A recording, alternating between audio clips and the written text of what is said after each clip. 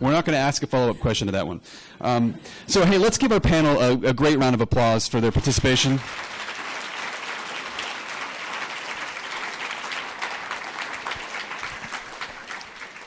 And no Auckland Conversations would be quite complete without a really very vocal vote of thanks. And we are lucky enough to have Councillor Chris Darby, who chairs the Planning Committee, here to do just that. So let's shut down the show. Councillor Darby.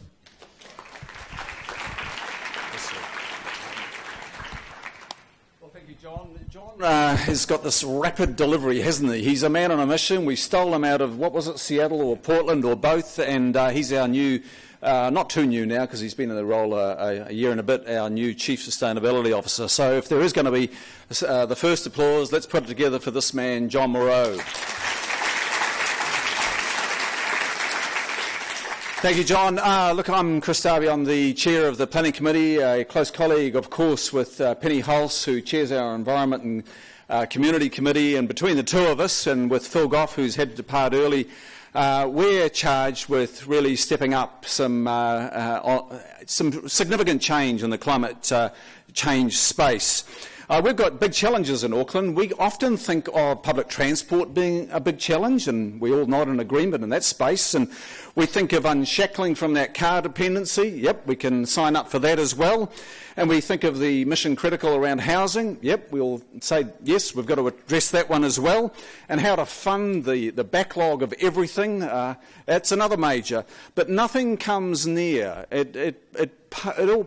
those three pale in significance, really, against the challenge of climate change. This is our big challenge. And, of course, it ties in the other three that I've just mentioned. And there is no vaccination that is going to make us instantly immune from that challenge of climate change.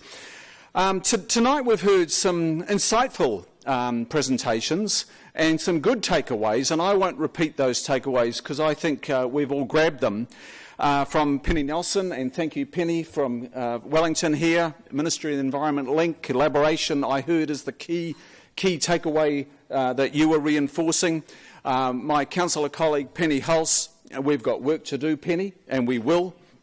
They have further stimulated the discourse that we must keep having, and it shall not cease. From Vancouver, Malcolm, great city you have, a beautiful city, but not just about its beauty. It is leading. It is a city that is leading. I was there 18 months ago, and it's absolutely evident. And people are gravitating to Vancouver, not just to enjoy its beauty, but they're gravitating there to grab the ideas. Thanks for bringing yours here. Ian, welcome back. Been away a long time. You're back. I think you might have just found yourself on the payroll here. We will be grabbing every idea out of you here today. Do you know, I heard a few years ago, it was a couple of years ago, the World Health Organization said that climate change was the biggest health issue facing the world, the biggest health issue. And then I heard Bloomberg Finance report, and probably echoing some of your comments here tonight, Malcolm, they were reporting that climate change was the biggest economic challenge and opportunity. Malcolm, you were reiterating that. Ian, you the same. I remember when Angela Merkel announced, I think it's 2 years ago now, might have been a bit more, after a bit of an incident with a nuclear plant down in Bayern, that they were going to release themselves from the reliance on nuclear energy. They've got a way to go on coal, mind you. And I had the opportunity to speak to a friend of mine who had an exchange with the then Foreign Minister, and he asked that Foreign Minister, why did you do that? And he says, it was just an opportunity. The time was right for us to not just release our reliance on nuclear, but it was our opportunity to grab the space to own the IP around energy renewables and get a jump on the rest of the smart world and make money. That's pretty much what it was. And I thought, what a smart nation. And that was under a conservative Merkel government. Leadership can be from all the parties on climate change. So, folks, the title of today was Stepping Out on Climate Change, or Stepping Up on Climate Change. And I just want to dwell on that for a moment, because I don't think there are any baby steps from here on in. It's not about incrementalism. I think we need to take some leaps. And I'm talking about our own city here. We need to step up. You've got a new council. You've heard from our new Mayor, Phil Goff, that he wants to challenge in this space. There's a new determination around the council, and I think in coming months you will hear from us, but we also need to hear from you. In our refresh of the 30-year vision, our Auckland plan, you will see a greater focus and emphasis on climate change in that document. It's not our intention to just have a very well-meaning, well-worded chapter on climate change. It is our intention to wrap that chapter into every other chapter and make it cohesive and integrated right across the 30-year vision, and not for it to be just standing alone at chapter 11 or 12 or wherever it is. It's got to be integrated. It's got to be ingrained.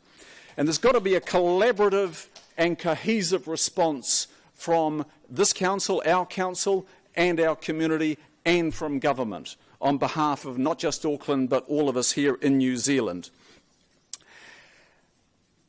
The other thing that we need to probably look at is what I term to lubricate our decision-making. And I think I heard that from you again, Malcolm, tonight.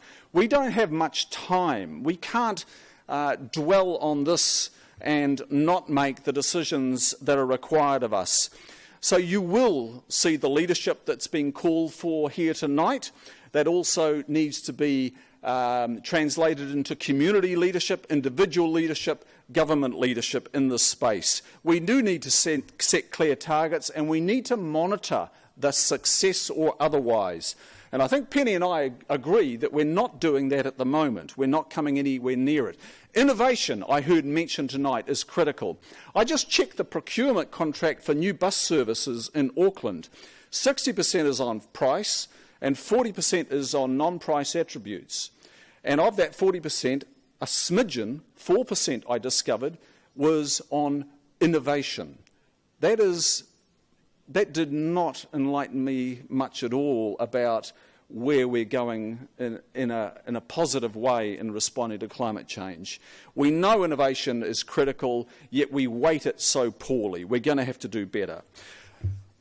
In closing, it's a little sell. We've got a budget out for engagement at the moment. It's your opportunity to tell us, respond at the back of the room here, grab a form and tell us what you want to see in that budget that might assist us all in responding to climate change. It's not just about tourism, and it's not just about rateability, and it's not just about living wage. They are all critical things and important things that are in that budget.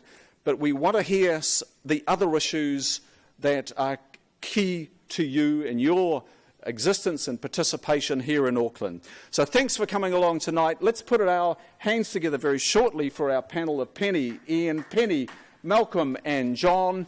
We'll be back here on the 23rd, and that's our next Auckland Conversation, when we'll be discussing another big issue for Auckland, homelessness. Thanks for coming out tonight. Walk and cycle home safely.